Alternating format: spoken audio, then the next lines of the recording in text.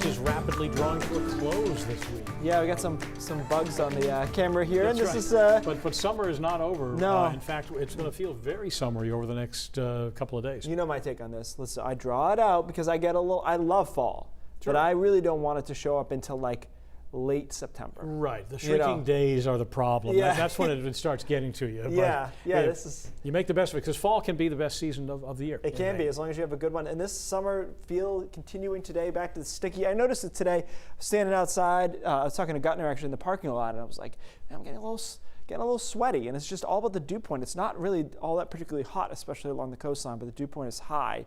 The cloud cover is not all that high. We've got a couple of clouds in the mountains, as I mentioned. Typically, when it's sticky, you're able to produce some clouds, some fair weather clouds. The level in which you need to lift the air is typically lower. But here, look at these dew points, 60s, 70 in Lewiston, and I think especially tonight and tomorrow, it's going to be really sticky. We had a brief reprieve over the weekend in which we were able to, at least at my house, open the windows and it was comfortable enough, and I think we're back to that if you've got an air conditioner situation tonight and into tomorrow.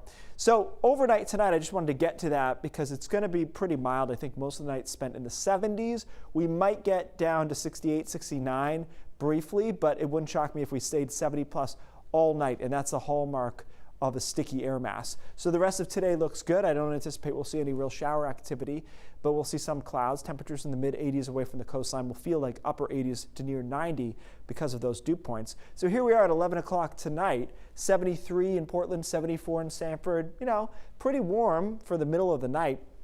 I don't really change all that much by early tomorrow morning. So we start around 70 tomorrow. That allows us to be warmer. I think we'll get into the mid and even some upper 80s away from the coast tomorrow afternoon. Isolated thunderstorm is possible in the mountains, but I think most of that rain waits until tomorrow night and Wednesday. That's as a front comes in. Now this is going to be interesting because you've got moisture from the ocean, you've got this really tropical air mass, and so we've got the chance of downpours again, which we went all summer without, and then the last week or so we've had a couple of instances of heavy downpours, generally beneficial downpours. So that will probably be the case again on Tuesday night, Wednesday. There is a chance for some isolated severe storms, much like we had, what day was that? Friday. We had some strong to severe storms. So we again have a chance of those, and then we change the air mass in time for the second half of the weekend, and second half of the week, and things look drier. So warm, sticky, front comes through, washes it out on Wednesday afternoon and into Thursday. Thursday's drier day. There could be an isolated sprinkle in the afternoon, but I think most of us are dry. Friday looks great. Saturday looks great, and then perhaps some showers come in on Sunday afternoon, but I think the vast majority of the weekend is positive.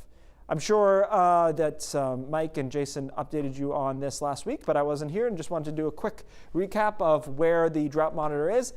Better, but not a whole lot different at this time. So we'll see how the latest rain, which happened after the latest drought monitor, will factor in. It is kind of wild pattern, and I don't know if you were even here for it. We had a couple of instances of 1.5 to 2 inches of rain in an hour or two, and it's more than we got all of July. In about an hour or two, we've done it twice, so it should start adding up.